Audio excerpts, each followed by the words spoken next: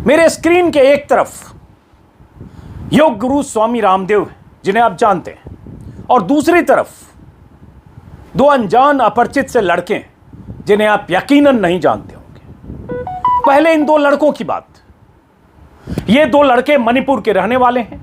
इनमें से एक पत्रकार हैं और एक राजनीतिक कार्यकर्ता हैं।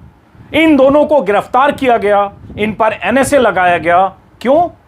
क्योंकि इन्होंने अपनी फेसबुक पोस्ट में लिखा कि गोबर और गोमूत्र से कोरोना का इलाज नहीं किया जा सकता। और दूसरी तरफ ये रामदेव हैं, जिन्होंने बीते 3 दिनों के भीतर ऊटपटांग न सिर्फ बयान दिए, बल्कि डॉक्टर्स का मजाक उड़ाया, एलोपैथी का मजाक उड़ाया।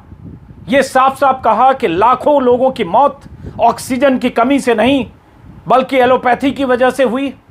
और जब उस बयान पर हर्षवर्धन ने चिट्ठी लिखी, एतराज जताया कि आपने लाखों की भावनाओं को ठेस पहुंचाया, आपका ये बयान दुर्भाग्यपूर्ण है, तो उन्होंने माफी मांगने की औपचारिकता निभाई।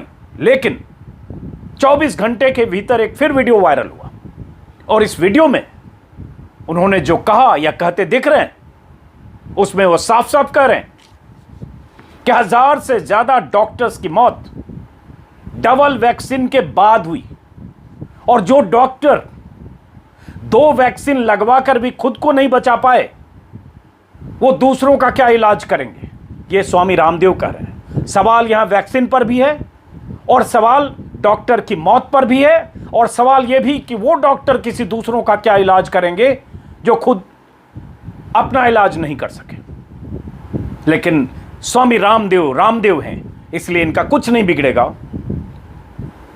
और दूसरी तरफ ये दो लड़के हैं, जिन्होंने मणिपुर में एक स्थानीय नेता, बीजेपी के स्टेट प्रेसिडेंट थे, अब उनकी डेथ हो गई। उनके निधन के बाद बीजेपी अध्यक्ष प्रोफेसर एस टिकेन सिंह की कोरोना से मौत हुई।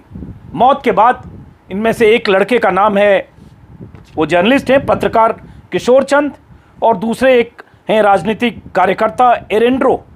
किशोर चंद ने फेसबुक पोस्ट में लिखा कि गोबर और गोमूत्र काम नहीं आया, कल मैं मछली खाऊंगा। दूसरे शख्स ने लिखा कि गोबर और गोमूत्र से कोरोना का इलाज नहीं होता, इलाज विज्ञान से ही संभव है, प्रोफेसर जी RIP। यह माना गया कि इन लोगों ने उनकी मौत का माखौल उड़ाया। पहले इन पर बीजेपी नेता ने मामला दर्ज कराया, कई धाराओं में इनकी गिरफ्तारी हुई, लेकिन जमानत मिल गई तो NSA लगा दिया गया। NSA मतलब राष्ट्रीय सुरक्षा के लिए खतरा मानते हुए गोबर और गोमूत्र पर लिखना राष्ट्रीय सुरक्षा से क्या उसका मतलब है? लेकिन इन दोनों को सलाखों के पीछे भेजा गया, ये दो।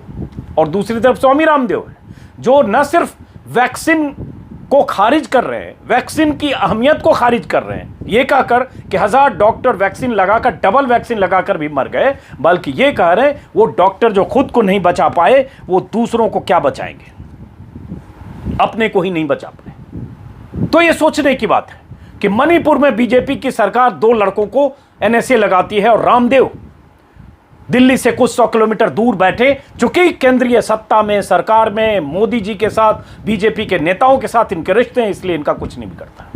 क्या स्वामी रामदेव के खिलाफ मामला दर्ज नहीं होना चाहिए कि इन्होंने न सिर्फ डॉक्टर्स की मौत का मजाक उड़ाया है, बल्कि वैक्सीन की मुहिम पर सवाल उठाया है?